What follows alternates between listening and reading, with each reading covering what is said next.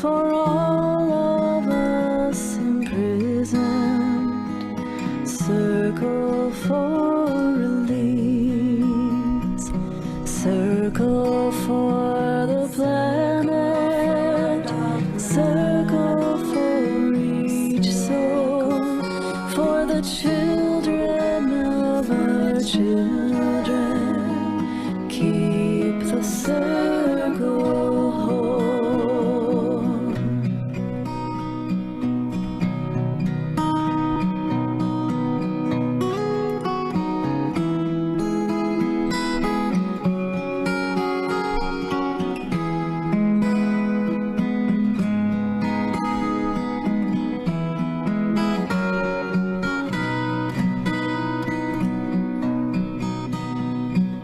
Circle round for freedom, circle round for peace, for all of us imprisoned.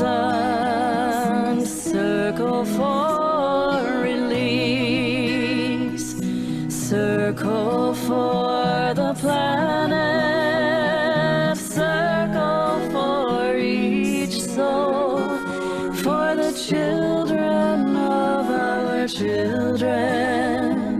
Keep the circle whole. Circle round for freedom. Circle round for peace. For all of us imprisoned. Circle for release. Circle for the planet. Circle for each soul. For the children of our children.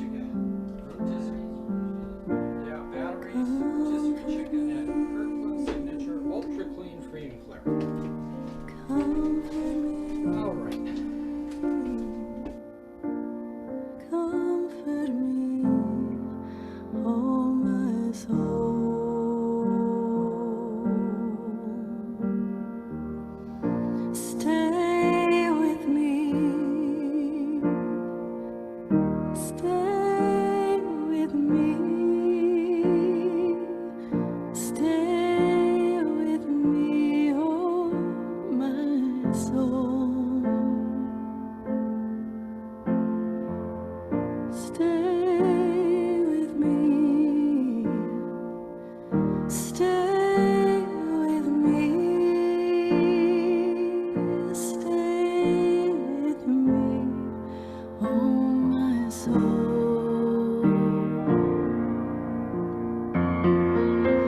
Sing with me. Sing with me.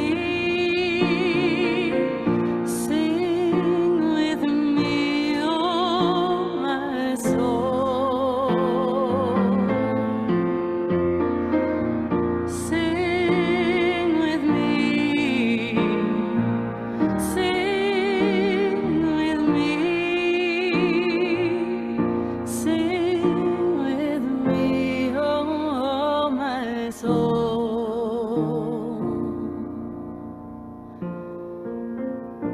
Pray with me. Pray with me. Pray with me, oh my soul.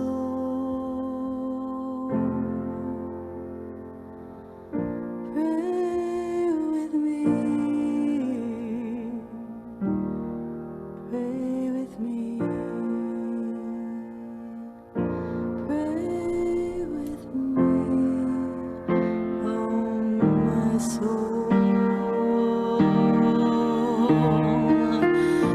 Comfort me, comfort me, comfort me, oh my soul.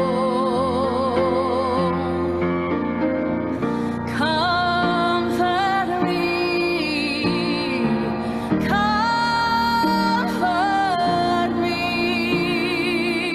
comfort me, oh my soul.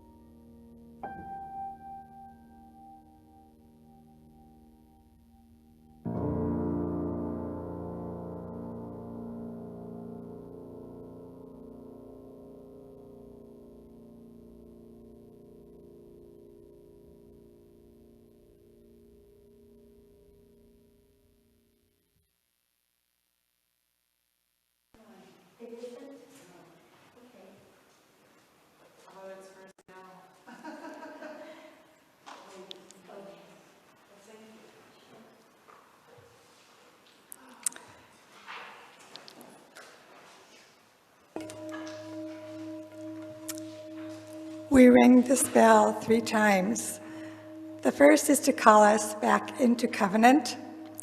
We are on the unceded land of the Muwekwa tribe of the Ohlone people. I looked that up. It means the land was stolen.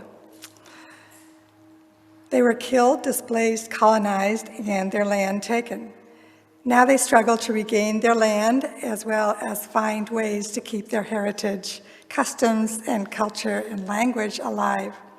Everything we do to restore their rights, equality, and sovereignty is worth our way, working our way back into covenant.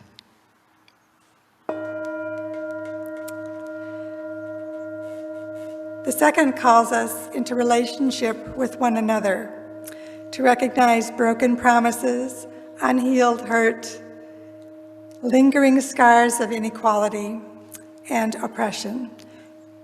We intentionally gather to invite an ever-widening circle of compassion, commitment, and solidarity with one another and the larger world around us until we are beloved to each other. And the third calls us into relationship with our children and our children's children for many generations, helping us to realize that what we do now or what we fail to do will be felt by those who come after us.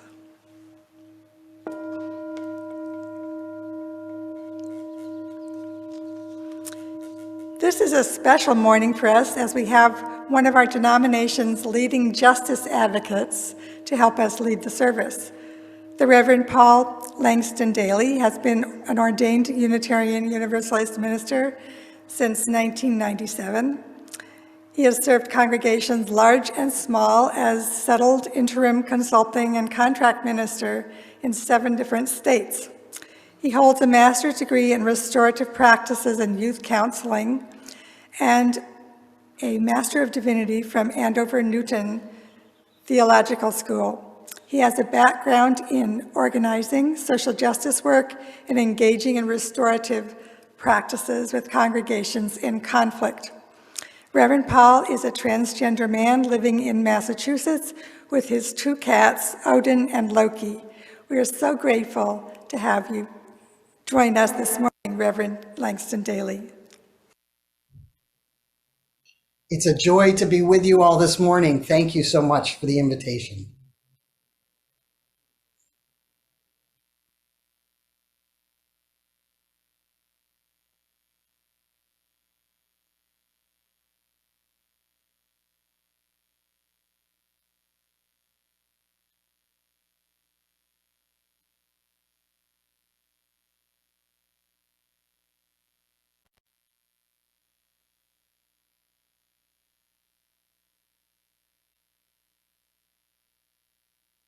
So when I was about 12 years of age, I read George Orwell's novel, 1984. Although written over 70 years ago, it was and remains one of the most significant books that I've ever read. I think that what scared me the most about this story was the fact that truth had disappeared, and with it, freedom and democracy also disappeared. I remember vividly reading about government-organized protests against the East or the West. On one occasion, in the middle of a protest against either the East or the West, the government decided to change who they were at war with. The people immediately dropped their protest signs and changed their chants. New signs, newspapers, books, TV, and all data of the history of the country was changed in real time by the Ministry of Truth to reflect the current message that the government was giving. Freedom was eliminated. Truth became whatever the autocracy decided was true, and every reliable method of verifying what was true was controlled by that autocracy. I remember feeling like I couldn't breathe, but also I had faith that nothing this extreme could ever really happen. Nobody could control truth to such an extent. The story was hyperbolic. However, recently there's an overwhelming volume of disinformation and blocked access to truthful information in news media, TV, the internet, including banning books. New AI has potentially great reach and the capability of lying, and there seems to be no shortage of people willing to believe the lies being told. I now believe 1984 is a warning, but it's not hyperbole. Again, sometimes I feel like I can't breathe. The sheer volume of the disinformation and the pain it is causing leaves me feeling exhausted and numb. Sometimes I just want to turn it all off and concentrate on the many other responsibilities and needs that I have. Other times I feel like a little fish being devoured by those with far more money and resources.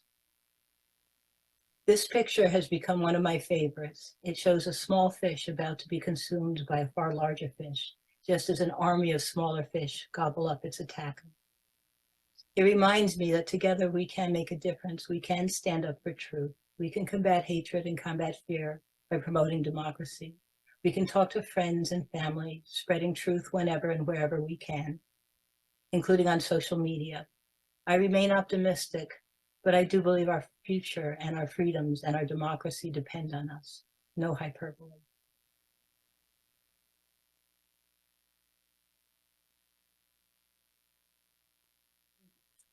Please join me in reciting these words, which call us together as a community and with Unitarian Universalists all across the globe. We light this chalice to remind ourselves to treat all people kindly, because we are all one family, to take good care of the earth, because it is our home, to live lives full of goodness and love, because that is how we will become the best people we can be.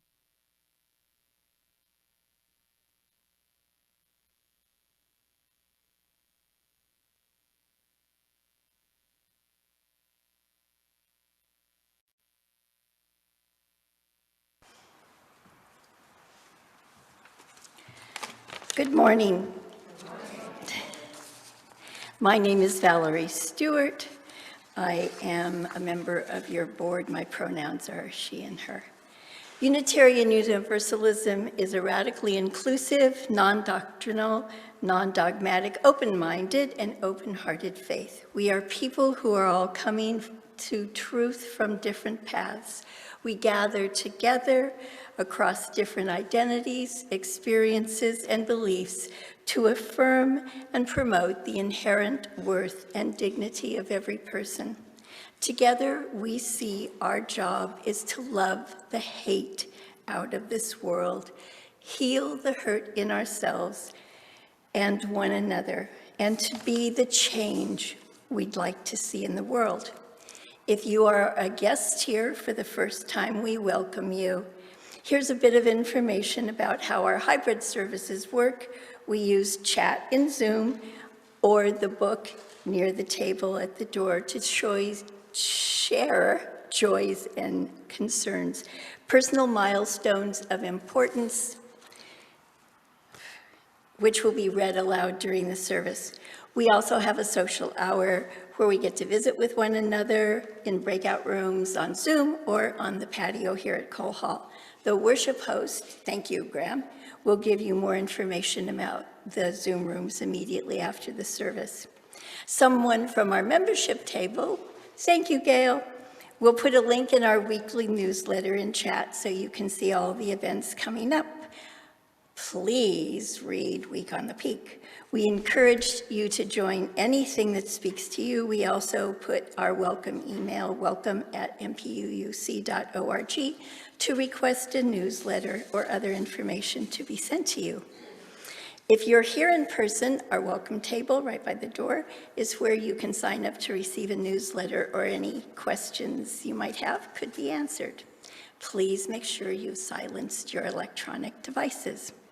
I'd like to highlight some current announcements. They mostly are in the Week in the Peak, but there is a new park opening in Fremont on Friday, July 7th at Dusterberry in Peralta. And it's a family-friendly event with free ice cream. It begins at 4 o'clock, and if you attend, we ask you or encourage you to wear your Mission Peak t-shirt. There is a spit and polish party at Cole Hall Friday, July 7th, and Saturday, August 5th from 9:30 to 11:30, and the sign-up is in Week on the Peak. And August 13th will be a very special day. We're going to have the first child dedications we've had in a while, and the MPUUC summer picnic at Fremont Central Park after the service. The RSVP is in Week on the Peak. There are two important news items from UUA GA in Week on the Peak for details. And we want to thank and congratulate Kathy Bain for suggesting an amendment to the Article 2 change process, and it was approved at GA. There's also, yes, big deal, we're a little congregation, and it's an important amendment. And there's a 2-session discussion that is planned as a follow-up to Reverend Cecilia Kingman's essay, which you can learn about in Week on the Peak.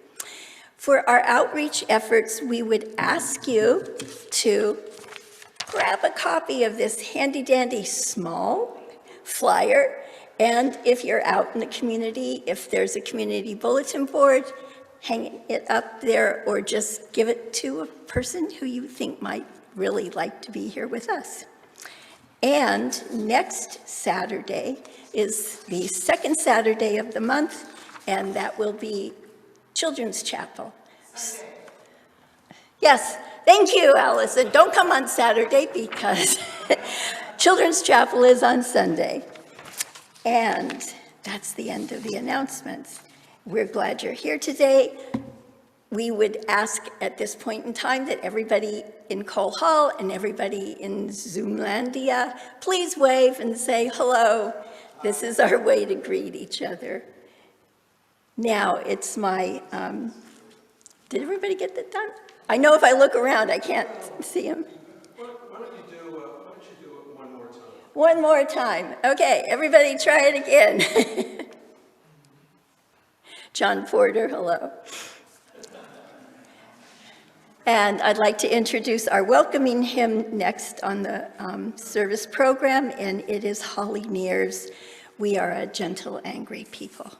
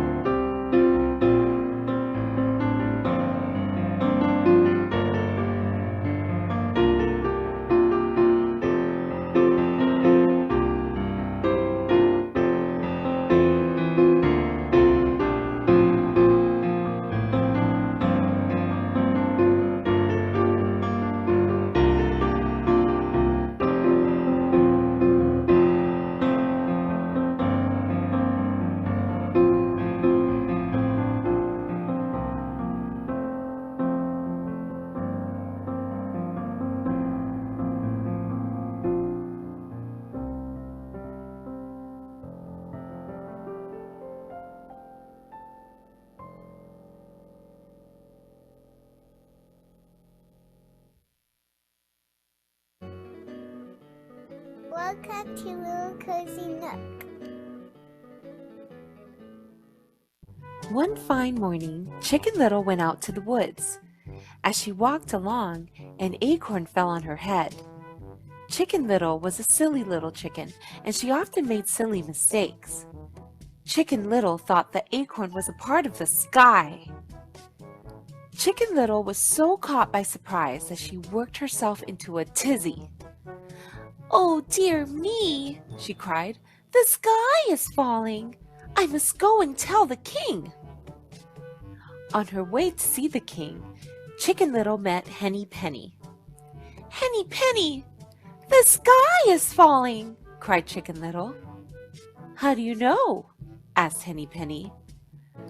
"A piece of it fell on my poor head," said Chicken Little, rubbing her poor little noggin with the memory of it. "Oh, then let us go and tell the king," said Henny Penny, who now felt quite worried as well. So Henny Penny and Chicken Little ran along until they met Goosey Lucy. "Goosey Lucy, the sky is falling," cried Henny Penny. "How do you know?" asked Goosey Lucy. "A piece of it fell on my poor head," said Chicken Little. Goosey Lucy looked at Henny Penny, who nodded in agreement. "Then let us go and tell the king," said Goosey Lucy, who could not help but believe her friends. So Goosey Lucy, Henny Penny, and Chicken Little hurried along until they met Ducky Lucky. "Ducky Lucky, the sky is falling," cried Goosey Lucy. "How do you know?" asked Ducky Lucky. "A piece of it fell on my poor head," said Chicken Little. Henny Penny and Goosey Lucy stood nodding their heads, wide-eyed, next to Chicken Little.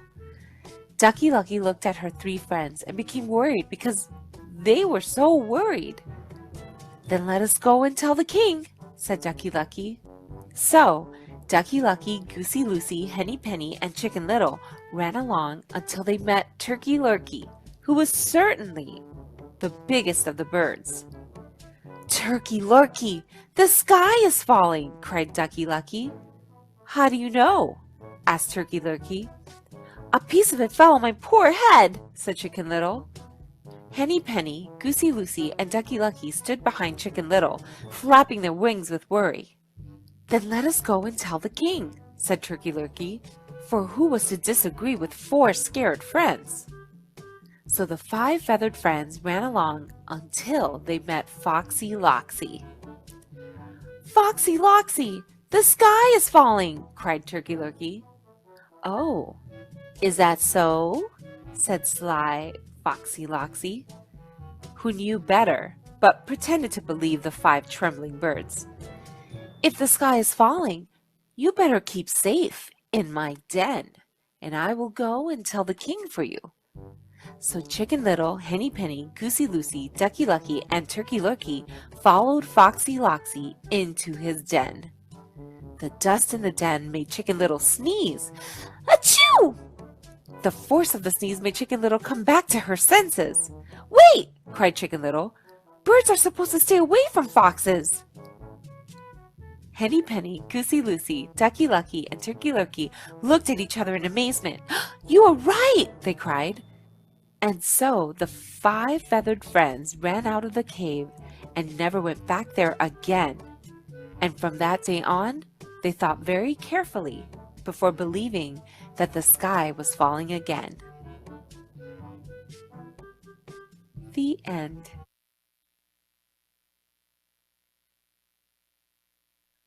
We take up a collection on Sunday for the simple reason that our purpose in gathering is for more than ourselves. We want to make sure that the ministries that we need, the ones that infuse worth and dignity into our children, our youth, our programs of learning, and our leadership, and our ministries of anti-oppression, and our work in the larger world, are in a place to meet the needs of others. We hope you will make a contribution toward these worthy causes by mailing your check to Mission PQU Congregation at the address on the screen. You can also use bill pay option on your online banking or drop your check into Mission Peak mail slot or pay online with a credit card. Thank you for supporting and sustaining the efforts of our members, friends, and staff. Your contributions make loving, learning, and leadership more possible.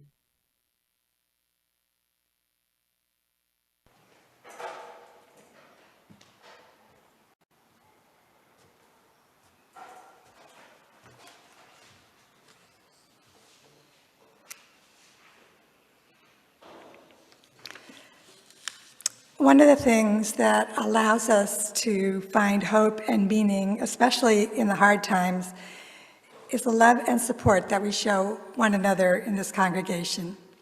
If you have a joy or concern that by sharing with this caring community might bring the encouragement or resilience that you are needing, please write it briefly now in the chat. If you're here in person and you'd like to place a stone for a joy or concern in our stone garden, you may do so while the music plays. If your need is personal, you can also speak to me or send an email to me for a follow-up conversation.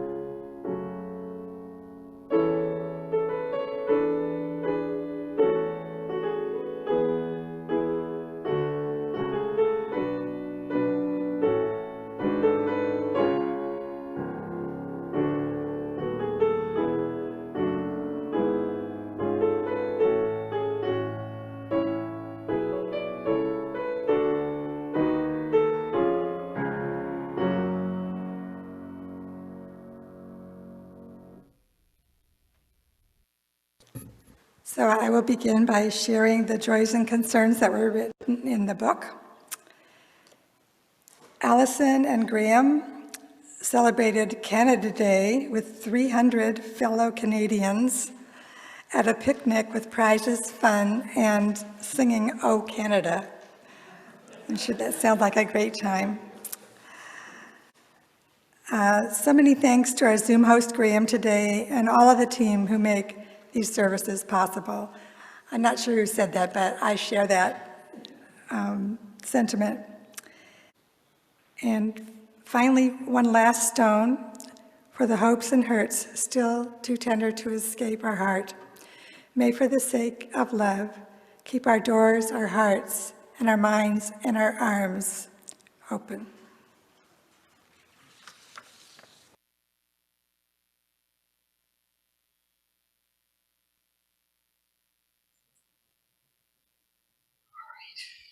Good morning. So our reading this morning is a very short piece by Voltaire. I'm not going to try to mangle the French. I'll just say that it's Questions of Miracles is I believe, the English translation of the title. So translated from the original French. He writes, "Formerly, there were those who said, You believe things that are incomprehensible, inconsistent, impossible, because we have commanded you to believe them. Go then and do what is unjust because we command it.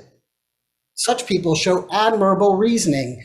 Truly, whoever can make you believe absurdities can make you commit atrocities. If the God-given understanding of your mind does not resist a demand to believe what is impossible, then you will not resist a demand to do wrong to that God-given sense of justice in your heart. As soon as one faculty of your soul has been dominated, other faculties will follow as well.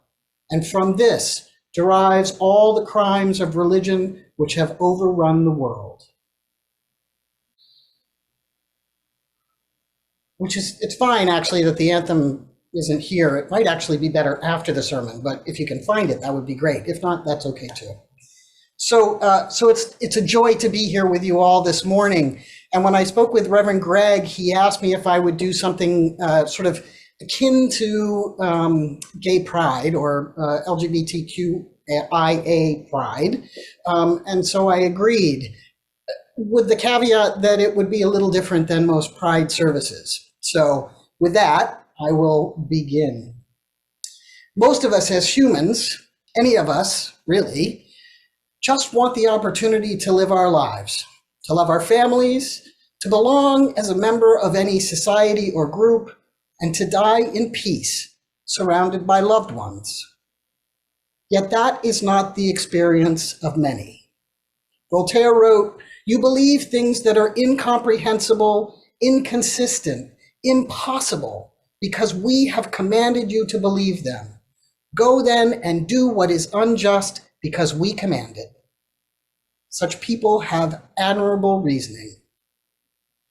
And I want to say that as a member of the trans community, it's rough. It's rough out there, friends. Painful and scary and frustrating.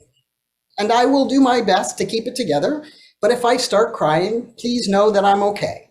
I have good friends and good support, but I, that is we, can always use more support. Not the kind of support that's sympathetic and sends cards and cookies.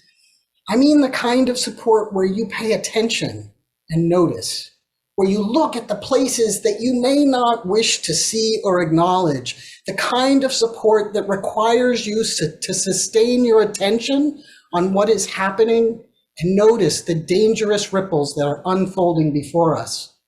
Our connections are real, and if we're going to create a new story, we need to start now. First, I want to be clear, I'm not being an alarmist. Well, I am, but with good reason, really good reason. The sky is actually falling. And I invite you to imagine for a moment that Chicken Little had an experience that felt serious, an experience of the world that caused them to feel unsafe. Chicken Little then spoke about that with several other farm birds. What if they too had similar experiences that caused them harm? And rather than just taking Chicken Little's word for it, they understood.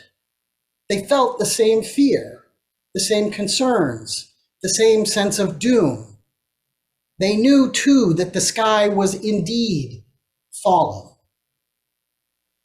I want to offer a small bit of history with some context from what was initially called the gay liberation movement. Stonewall was a major milestone of that history, but the bit I want to share with you is far less well known and highly relevant for what has happened in 26 states, now covering over half of our country. Timothy Snyder, in his fabulous 2017 book called On Tyranny, talks about the rise of the power of authoritarian governments. He shares tips and tricks for resistance. Schneider talks specifically about the power of the technique divide and conquer. He says, when communities are divided, tyranny can isolate and distract us with social barriers. They create false narratives that drive deeper wedges. Voltaire said, those who can make you believe absurdities can make you commit atrocities. Schneider says we can resist this by taking down the barriers and bringing together diverse groups of people who can think together. In short, we can resist tyranny by bringing different social circles together. Poland was finally able to resist communism when the Solidarity labor movement pulled together a diverse coalition of people. And those wedges are easier to drive deep if there is little or no information, no research or deep history known within the culture.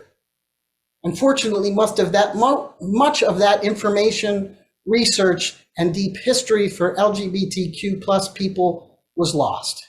Well, not actually lost, but rather intentionally burned.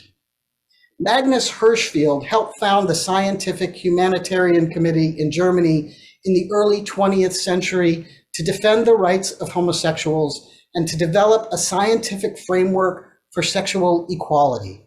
He was both Jewish and gay. And in the thriving LGBT community in Berlin in the late 1920s and early 30s, he was a pioneer for rights and liberation. His Institute for Sexology was one of the first in the world to perform gender-affirming surgeries. In 2017, Lucy Diavolo wrote an article for Teen Vogue titled, "LGBTQ Institute in Germany was burned down by Nazis. The resource and data at the Institute of Sexology were never replaced." She writes, on January 30th, 1933, Adolf Hitler was officially appointed Chancellor in Germany. His rise to power ushered in Nazi control of the country and led to the horrors of the Holocaust. Among those targeted by the Third Reich were lesbian, gay, bisexual, transgender, and queer people. LGBTQ people were sent to concentration camps alongside Jews, the disabled, and many more. But one of the Nazis' first show of force against Germany's LGBTQ community was an attack on information. More than 20,000 books were taken from the shelves and burned days later in the streets by Nazi youth groups. The Nazis' destruction of the Institute's library destroyed all of the medical records, which contained detailed notes about nuances of the complicated procedures, along untold volumes of thoughts, stories, and studies on LGBTQ people. The Nazi youth harassment of Hirschfeld and the violent attacks against his institute are a frightening mirror of modern-day attacks on LGBTQ centers as America's far-right movement seems to grow in strength. The story of Hirschfeld's life work being destroyed is a stark reminder of what is possible. Years of history, research, and understanding gone in an evening, burned to ash. And in the last 50 years, we've been rebuilding that knowledge only to have it threatened once again. A lack of good, solid medical research helps those in power convince people to believe things that are incomprehensible, inconsistent, impossible, because they have commanded us to believe them. Climate justice, queer justice, justice for Black, Indigenous, and people of color are all questioned because while research exists, it is limited and marginalized and consistently being challenged and questioned in ways that are unjust and harmful to us all. Just 6 years after that Teen Vogue article was written, 26 states have made gender-affirming care for youth illegal. And in truth, I can't work in any of those states because the fear of treating transgender people is so great. Doctors are refusing to provide care to adults. What if I were to share my medication with a youth? That doctor could be held responsible. And while a number of these laws have been recently found unconstitutional, the environment in which they were fomented exists and remains hostile. potentially more so as legal means of control are thwarted. In a culture that has allowed violence to rule the day, we are not safe. None of us are safe. According to Google, since the start of 2022 and 2023 school year, PEN America recorded 1,477 separate instances of book banning across the country. This includes 874 unique titles in 182 schools and districts in 37 states. In Florida, Amanda Gorman's inaugural poem was banned by one mother, a member of Moms for Liberty. As a prophetic preacher, I know I can sometimes come across like Chicken Little. I've been saying since the late 1980s that we're in trouble, and in truth, those of us who raised the alarm years ago were onto something, because here we are now. Chicken Little and their friends were actually right. Those birds on the farm are always in danger. Many of them will likely be dinner for the family at some point. We are at a dangerous place in our democracy. We cannot afford to look away. We simply can't. Because, as Voltaire says, if the God-given understanding of your mind does not resist a demand to believe what is impossible, then you will not resist a demand to do wrong to that God-given sense of justice in your heart. As soon as one faculty of your soul has been dominated, other faculties will follow as well. In other words, if you or anyone can be convinced to believe that queer people, or really any group of people, is inherently deviant, bad, or aberrant, often through intentionally skewed religious interpretation and language, then one can be convinced to dismiss, ridicule, hate, and even cause violence to those groups. Religion, especially Christianity, has been twisted and perverted to allow this kind of demented, deranged, and dangerous interpretation, and many believe it. Truly, whoever can make you believe absurdities can make you commit atrocities. In her Berry Street essay this year at General Assembly titled, "My Little Pony Was Right, Reflections of Fascism Within and Without," by my colleague, the Reverend Cecile Kingman, she writes, "My friends, there is a specific reason why we are seeing a focused attack on trans rights at this moment. It's because under fascism, difference cannot be allowed to flourish, because difference is a form of freedom, and freedom of human expression must be suppressed. Fascists attempt to keep everyone within the narrow rules prescribed to us and will punish or eliminate anyone who deviates. It's crucial to understand this. Attacks on trans folk are an intentional opening salvo, the first target of this round of fascist organizing. In addition to hating any kind of free self-expression, fascists always try out their tactics on the most vulnerable group. They believe, often rightly, that other people will not act to protect the most vulnerable, especially when they identify a difference that is misunderstood or even generally reviled. Right now, fascists are gauging the public's response, but they will not stop with our trans siblings, and the impact falls most heavily on our trans siblings who are also Black, Indigenous, people of color, poor, and or disabled. Fascists will see what the public allows and will move to control increasingly broader categories: queer people, immigrants, people of color, Indigenous folks, women, in great broad swaths. They intend to make all of us conform. Remember that law and order means conforming to the hierarchies or to be eliminated. It may feel like everything is chaotic and that we are struggling on many different fronts, but in actuality, it's all connected. And that sense of chaos is also a tactic. Fascists want us overwhelmed and exhausted, and everything fascists do has a point. Each front is another tactic to take and keep power. Now, if you haven't had an opportunity to see Cecilia's lecture or read it, I highly, highly recommend that you do. And as was mentioned earlier, there's a two-part series workshop that's going to be happening, one in July and one in August. And I cannot recommend it highly enough. It's important for us to understand what's happening and what we can do to stop it.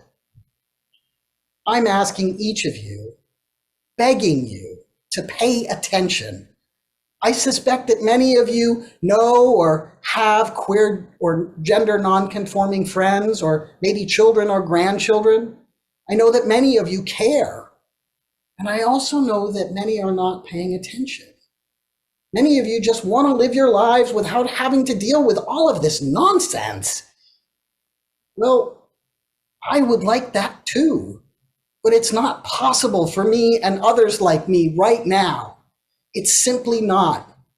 For me, at the moment, I'm safe here in Massachusetts, as you all are in California, but for how long? Voter suppression has led to the government that we have today. 26 of 50 states have passed anti-trans laws. This hatred will arrive on everyone's doorstep, including yours, if we don't find a way to build resistance, create collaborations, and bind ourselves in solidarity with all those who are underrepresented and marginalized in our society. Those of you who are cisgender, white, and straight, who are least likely to be targeted, need to use the power of your position to say no and to support these communities in a clear, consistent, and full-throated manner.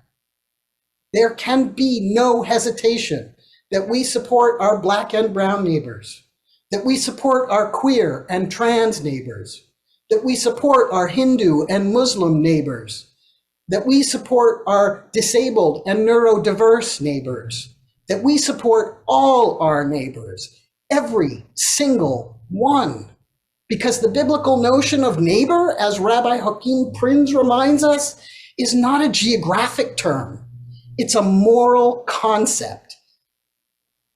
It's only possible for me and those like me if you believe it when we tell you the sky is falling, that vulnerable communities are being targeted and experiencing violence in a way that we can stop it. It's only possible for me and those like me to live our lives if we all pay attention, if we look together at the places we cannot face alone, if we find our strength together in solidarity. Divided, we are easy to pick off and destroy. Together, we are a mighty force for truth and love. May it be so. Blessed be, and amen. And before I introduce the hymn, I just want to check and see if we have the anthem. We do. Oh, fabulous. So we're going to listen to the anthem. Great. Thank you.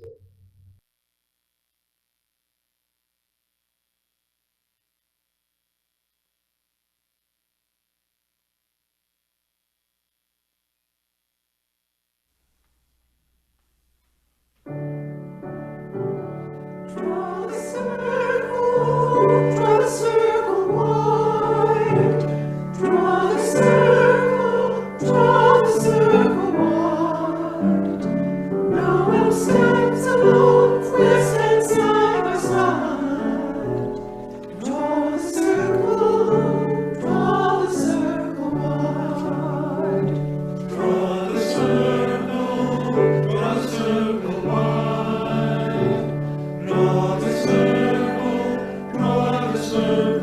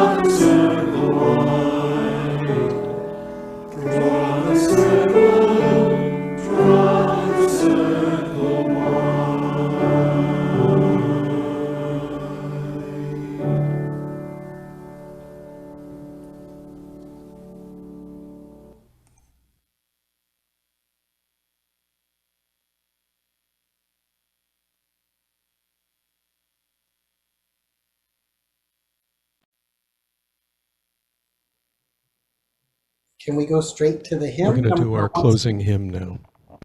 Right, 163 for the earth forever turning.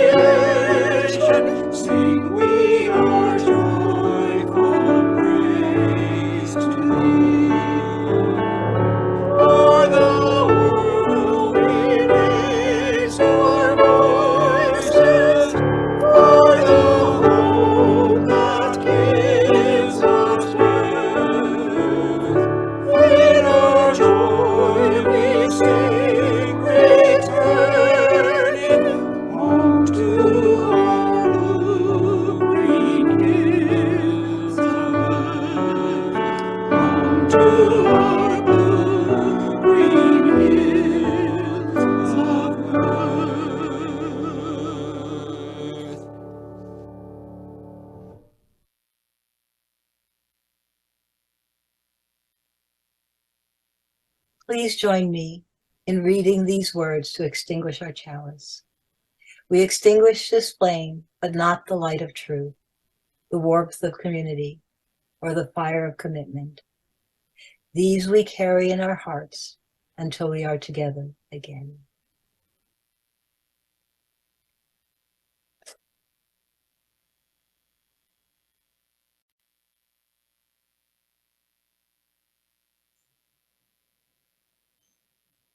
I close every service with these words from Octavia Butler.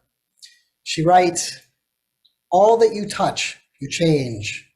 All that you change, changes you. The only lasting truth is change. God is change." Friends, as is our custom, place one hand on your heart and the other outward to the world to make this promise. Let us go forth, contemplative and committed. Let us work to see it like it is instead of how we want it to be. And let us make it right. We are all part of a great constellation, helping the world chart the best course, each person a star, shining like the sun. May it be so. Amen.